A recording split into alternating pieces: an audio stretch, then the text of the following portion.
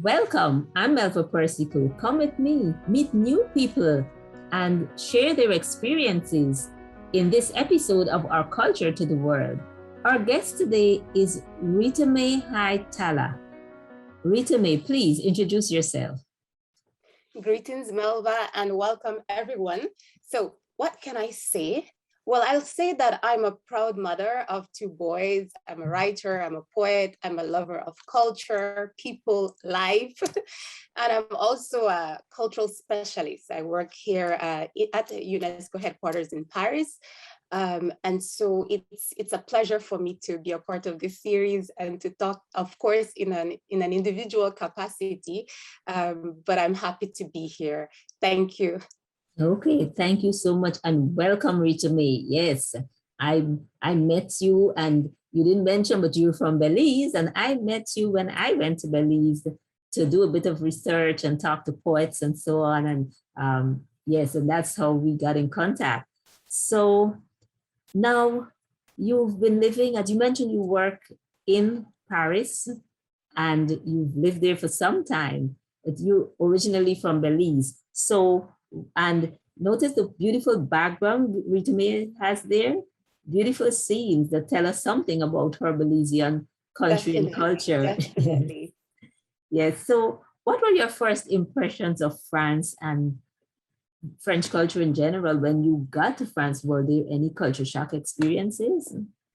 Well, of course, I'm very big on, I would say, the Ubuntu principle of life, the philosophy of humanity for others. I am because we are, so that we're all sharing in this wellspring of diversity. So for me, I come from this type of background in terms of how I see people, how I see culture. So I'm always looking forward to the sharing, to the interaction, because every experience, every new country affords us the opportunity to get to know more people from a different and a very diverse background. So I came with that lens.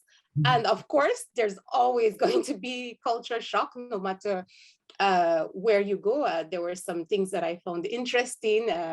When I got here, I arrived in October in 2011. It was already starting to get chilly.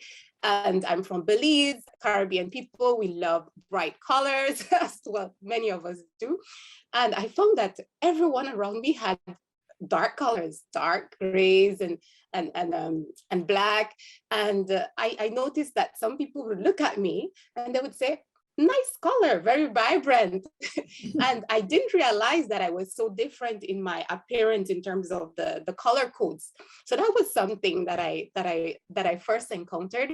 Of course, there were other things that I learned, like, the French people are very big on enjoying life, and I love to enjoy life as well.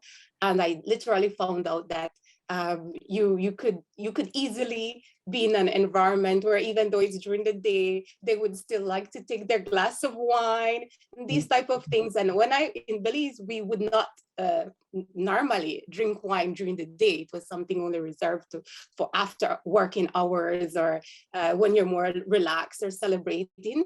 And I found that that was something that happened regularly here. And it's something that I later came to appreciate, but that was a bit of a shock. Was there anything like real shock in terms of something that I found was completely different from where I was from? One thing that I noted when I first came, and it has changed since then, whenever you would go to restaurants, there would be, for example, if you're served more food than you can eat, I would request, oh, at the end of the meal, can I take this with me? Because I come from a culture of it's not good to waste. Yes. And of course, I got the looks and the stares. And I immediately realized it was not the normal thing to do here, to ask to take food home.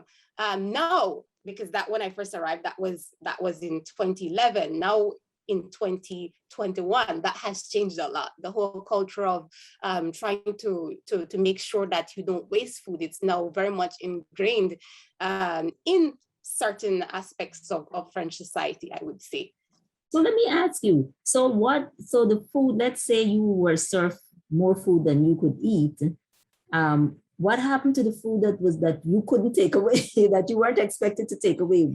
What did they do with that? Do you have any idea? I think it would end up in the garbage. It's sad to say, Just but it throw would end away. up in the garbage. And I saw an article recently which spoke about, and this is not something that takes place only in France, but in all over the world, that there's at least 40% of the food that is produced for consumption. 40% of the total amount of food produced ends up in the garbage every week. So this is definitely something that us human beings need to work on. But I'm glad that part of it has changed, that that at least I would now. say it has changed a lot. I still think there will be some places where I would receive the looks and the stares asking for as they called it, doggy bag. They're like, we don't do that here. We don't do doggy bags. But I think there has been a lot of improvements in terms of consciousness globally, and even in France in terms of waste. Yes. So now, how was it for you adapting to life in this foreign country? Well, I can tell you it was, I won't say it was difficult. I'm very optimistic. I like to look at life in a much more positive light, but it was challenging. And one of the issues for that was the language barrier, because here I never learned, or I never took any courses in French prior to leaving Belize. And so it was somewhat, I had to run to learn basic things, to ask how to say bread in French. De pain, I want bread. I want to buy one bread. I want to find basic things that I needed. It was a learning curve. It was very interesting, but I love languages. And although it was very difficult because the French language is very complex, this is one thing that I really love about France. The French language is very rich. It's a very beautiful language. And it made it very, it was somewhat a process. I went through the process trying to learn the basics to survive, to then build in my language competency. I still make mistakes in the language, but I find that I can communicate. I'm fluent in communicating, and this has brought me a lot of joy, because this helps. When you don't have that language barrier, you're able to better explain who you are. You're better to build bridges and connections with people. Yes. And so I would say one of the most difficult thing was that aspect of the language, one of the most challenging things. And other thing was that, of course, in Belize, it's a developing country. Here, things are very much developed. Paris is very cosmopolitan. It is the #1 tourist destination in the world. So there are lots happening. It's very fast, much faster than the slower pace that I'm used to. So sometimes I felt myself, I had to learn very quickly how to change my way of being, in the sense of how to adapt to a faster mode of life. Okay, I can well imagine, yes. You were like thrown into the middle of the big international scene in Paris. Wow. Certainly. Now, you, before you actually got there, I'm sure there are things you may have heard about the French and about their lifestyle and their culture and so on, that may have been stereotypical. Were there any kind of stereotypes that you heard that now, having actually gone there and lived there, you realize, that maybe it really wasn't so, the things that people say, certain things that people may say about the French and their culture? I would definitely say, like, before coming here, in the Caribbean, and I think all over the world, France is pretty much romanticized. There's this, you've seen all the movies, you've seen Midnight in Paris, all of these types. Some of us like me still have those fantasies. And so you come here thinking it's all about the city of love and lights, and of course it's a beautiful city, but you realize pretty much that a lot of that is the movies. You know, after living here, after seeing the Eiffel Tower often, I think I see it almost every day. It's still beautiful, it's still magnificent, but you have a little bit less of that, those feelings of everything is a fairy tale. You see the real life with real people working. I think that because I work in an international context, I have the opportunity to see people from different walks of life, different cultural background, all the multitude of diversity that I didn't even know that existed here, that was the case in Paris. But when I came, I was pleasantly surprised to have met so many people from all over. That is definitely something that I did not expect from the stereotype. It's just romance, city of love, and you just see you know, French people going at all hours, enjoying cafes, and you hear about the wine, you hear about the cheese, and all of that. There's some truth in some of that, but it's not to the extent that we see in the movies, you see? So that is something that I recognized. Right. And now you're from Belize. Did the people, some of the people that you actually have met while living there, was there anything about you and your country, you know, Belize and Belizean culture, that maybe their interaction with you helped to dispel stereotypes that they may have had? Was there any of that? Definitely, you know, there are certain stereotypes associated with people coming from our region. As you can see, I have dreadlocks. I've had my locks for a while. I've often been stopped asking if they're real. I always say yes, they're real. They're called dreadlocks. Sometimes people have questions about this, but of course, sometimes there's this assumption that people that have locks and you're coming from the Caribbean, that where some of us are weed smokers, and different type of assumptions that people might hold for people coming from that region. Of course, they're always pleasantly surprised when I said that I haven't smoking anything in my life. I don't know what you're talking about. And most people from the Caribbean are not like that. And they're like, oh, we thought it was all, you know, Irie, this type of thing. But when you meet people that are more cultured in a way, that have more international experience, you get less of those type of, I would say, stereotypes or questions. I have also seen here, because I'm meeting people from all over the place, like I said, so it's not just French people.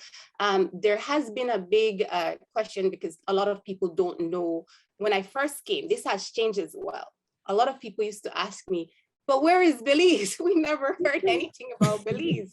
So there has been more curiosity more than anything. And I would say, okay, Belize is in Central America. We're, you know, we're part of the Caribbean, and we're next to Mexico. I would explain exactly and try to say, for example, you see here on the images screen, the Belize, the barrier reef, which is the second largest barrier reef in the world, and a very beautiful one at that, because there's lots of colorful underwater creatures.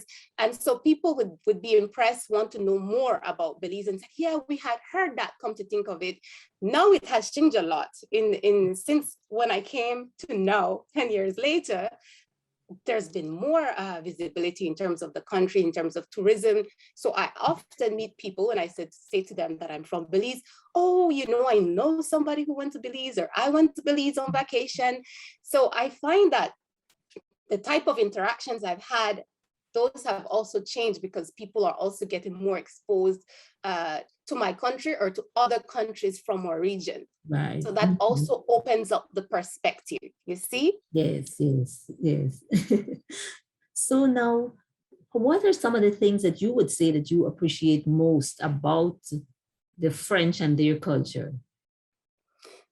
I mentioned one earlier, which is very important, which is the language. Yes, it is a beautiful language. It is, yes, complicated when you're not a native speaker. When you're learning it, especially when you learn as an adult, everything tends to be a bit more challenging, but it's a very rich language. I love the expressions in French. Sometimes, you know, when I'm talking to people, it's natural now for the expressions to come out. Oui, c'est la vie, life is like that, you know. I find that it's a very beautiful language. It's like a song. It's like a beautiful melody. Tout est attaché. You know, it flows. The words flows into each other, which is a part of the reason why it seems to be more challenging, because it's not this very straightforward language sometimes, but it's very rich, and I love that about. That's one of the things that I really appreciate. Another thing would be the cuisine, because I'm a foodie. I love food, and you see there's a picture of food there in my Zoom as well. Coming from Belize, we have lots of diversity in food, and so one of the things I appreciated here was also that aspect of French cuisine and the whole process. It's a big process to produce this type of food, in terms of the richness of this heritage, and also the fact that it has the influence from different parts of the world. That's something that I appreciate. Another thing would definitely be linked to the French attitude, in terms of being a people very assured, very confident. I love confidence. And I find that in a lot of my interactions with French people, they tend to be sure of themselves. And I think that's something that is really, that I appreciate. There are other things, but in general, these are some of the things that remarked and touched upon me as a person. Yes, yes, yes. And now about, I'm not sure if I'm repeating myself here, but I'm going to ask this question anyway. What aspects of life in France have had the biggest impact on you? This is for me is an easy question to answer, because since I live in France, and I live in Paris in particular, I've had easy access to traveling to many countries that I would not have normally if I was living in Belize, in terms of the accessibility for me from Paris to go to London, or to go to another European country, or even so to go to Africa. I found when I first came, it brought me great joy as an Afro-descendant, a very proud one at that, to be able to travel and connect from here, to go to Ethiopia, to go to Ghana, to go to Senegal, to learn about different African countries, and overall the heritage and culture of the people in those places. And here there's easy connection, easy access. And that's one of the things I loved about that I still love about living here, is that I can reach out easily to different countries. And also there's so many different people, types of populations, ethnicities here, cultures represented. I saw that there was about 15% of the people living in Paris. There's like 2 million people in Paris, and about 15% is from foreign nationality, 20% in foreign born. So there's this spring of diversity, all these people from different cultures. I have friends from all over. One of my best friends, she's from Iran. I have friends from all over Africa, like I said, Asia and the Pacific. There are people that I know coming and enriching also, and bringing something special of their culture, sharing their identities. So this is something that I find is very special to Paris and France in general. Right, yes, because as you mentioned, the diversity, and so you get to interact with not just French people, but people from all over the world. Definitely, you could say, yes. So and you make connections. You make connections. I can give you an example of one of the connections I made. So I met a wonderful lady here. I don't need to call her name, and she was from Ghana. And one day she told me, I want to introduce you to Ghanaian food. And I said, wow, at this time, I have never had Ghanaian food. And I said, wonderful. And we made an appointment together. We would have lunch at this time. She said she has There's a lady that prepares this food and she's going to order for both of us.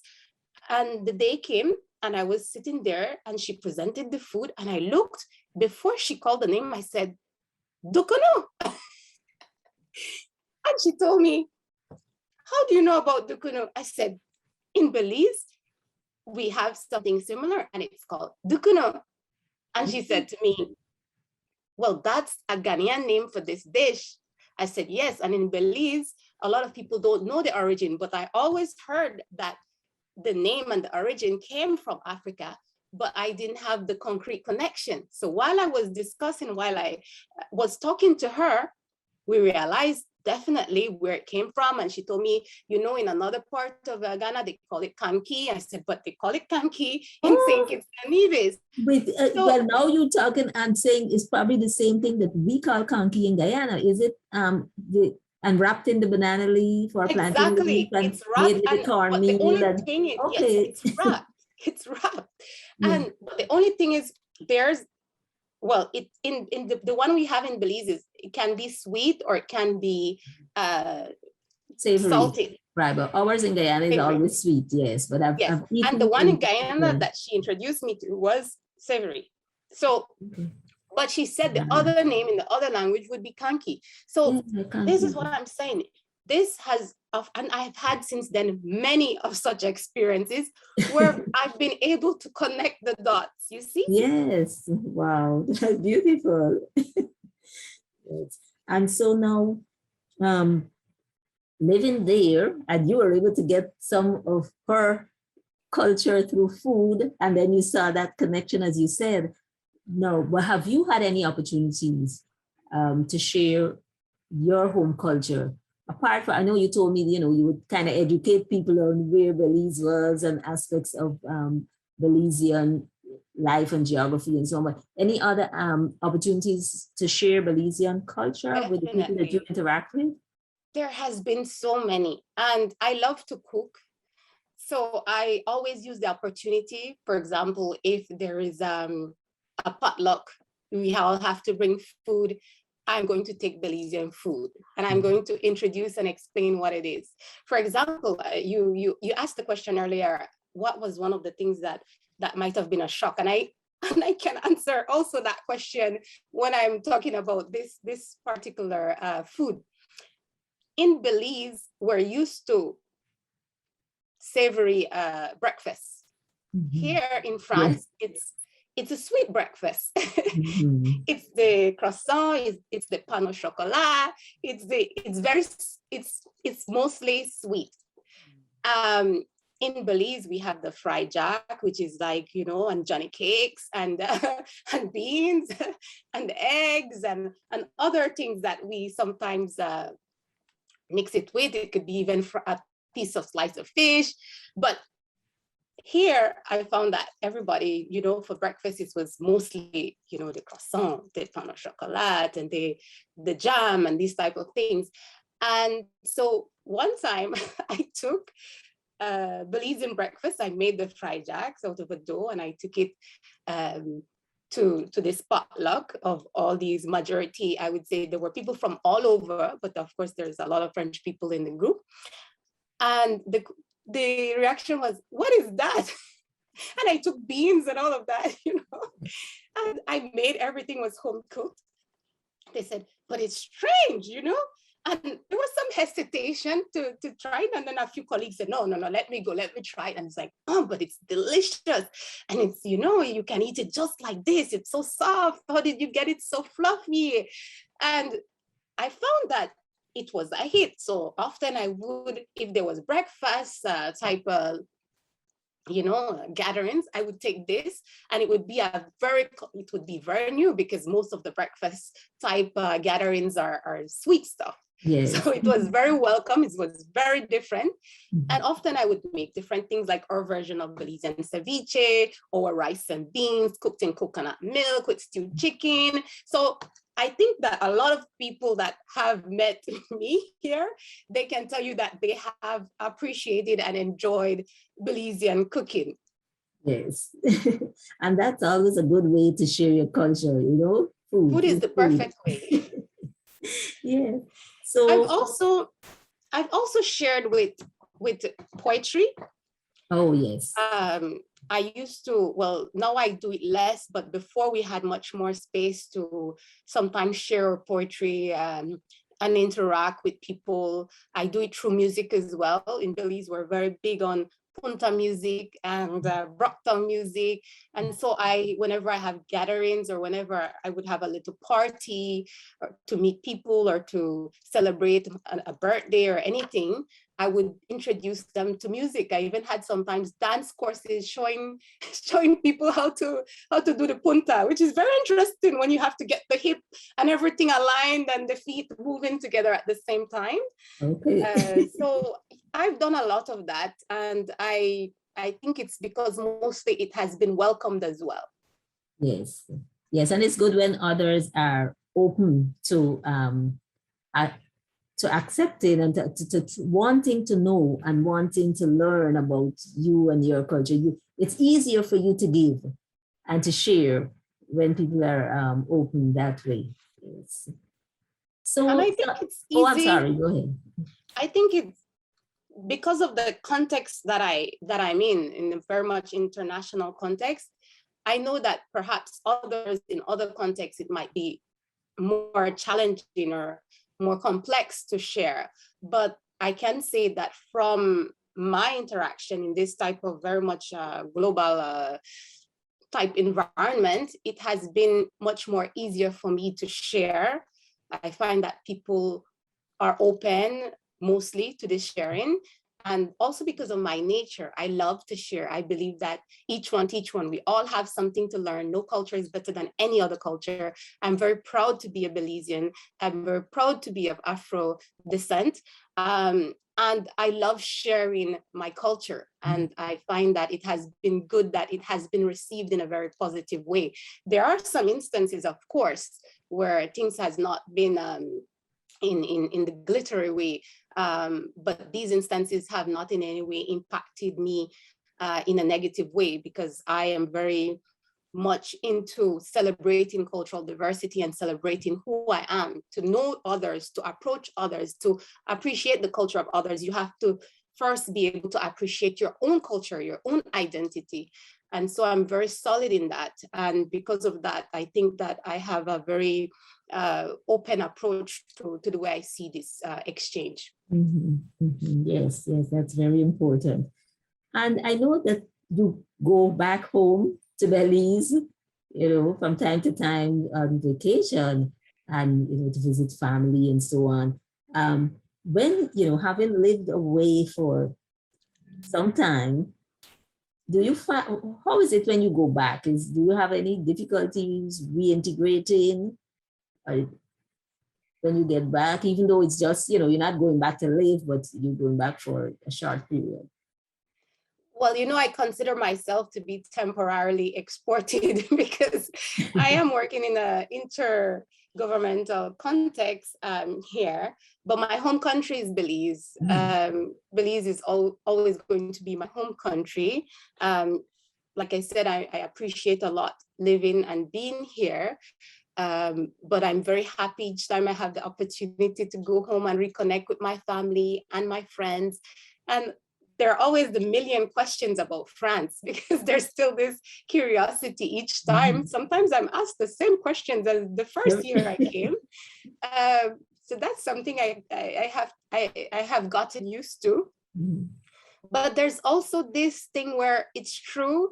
There are different ways of being, you see. In Belize, and I think for the most part, the Caribbean, if I will take the liberty to speak like this, things are much more slower pace.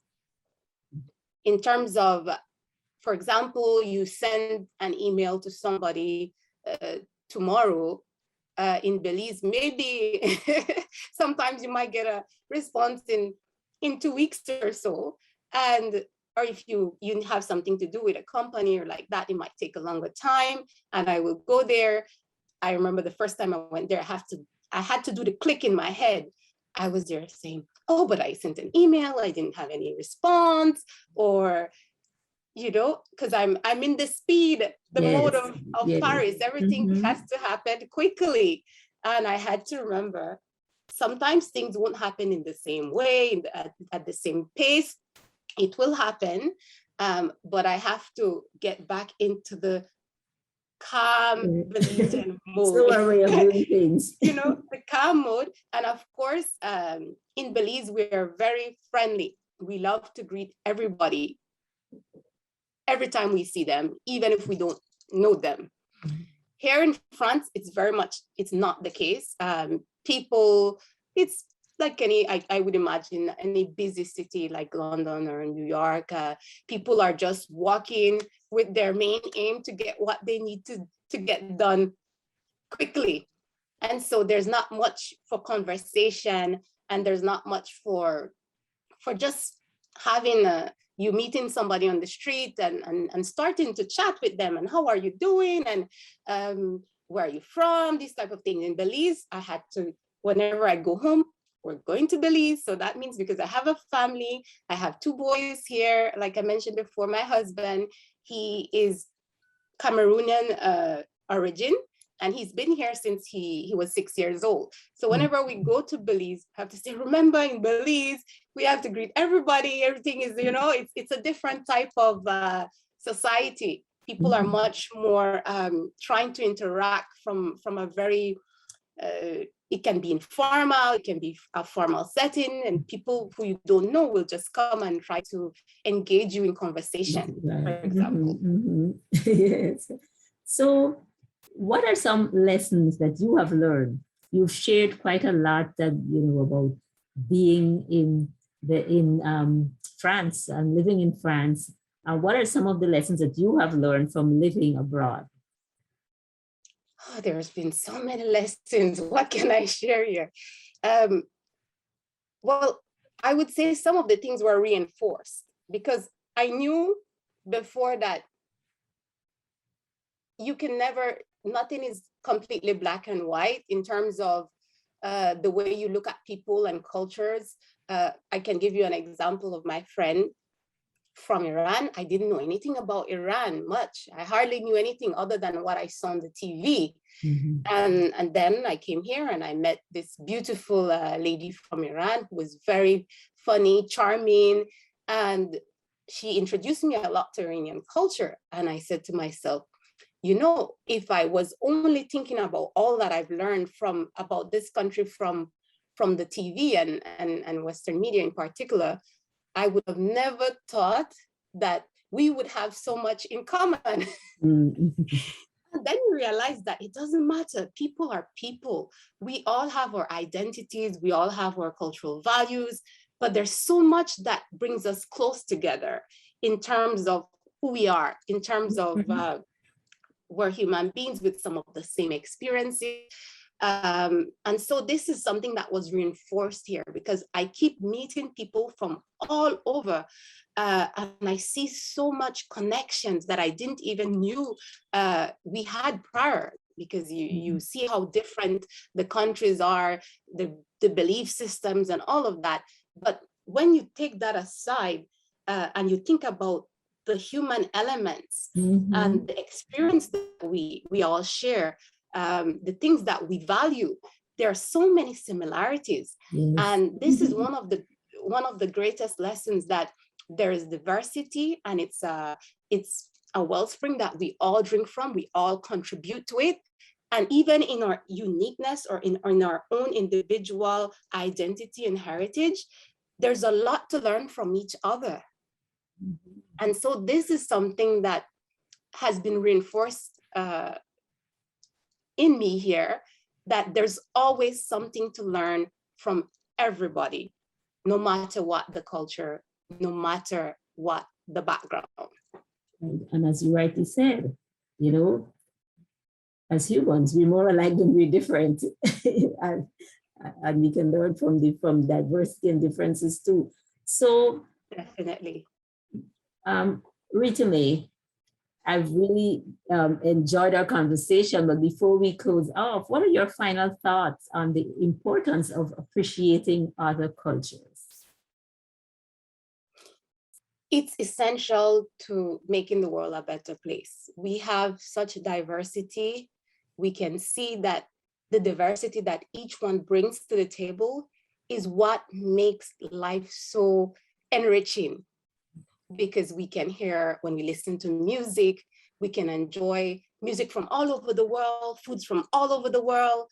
We can learn about the different way that people see things, and it brings another layer, another, I would say, it's fulfilling at the same time, but it offers you a more holistic experience, a more wholesome experience as a human being, because we're sharing and we're growing and we're manifesting into even greater beings, because we have our values and the richness of who we are, and then we gain from each and every person that we come in contact with, from different backgrounds, from different culture.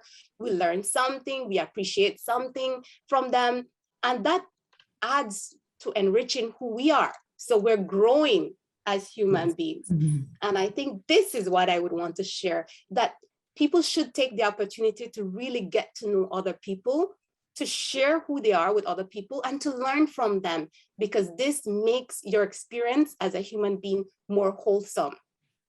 Yes. Well said, very well expressed, very profound. Thank you so much. Ritamae, I enjoyed our conversation, and I'm sure our viewers enjoyed listening to you, learning from your experience. So come back, people. Come to the next episode. Join me again. We're going to meet new people, and we're going to share their experiences in our next episode of Our Culture to the World. And thank you once again, Ritamae Hyde-Talla. And thank you for having me, for this awesome opportunity to be here and to share some of my experience with you. It has been great. Thank you so much. Okay, you're welcome. A pleasure.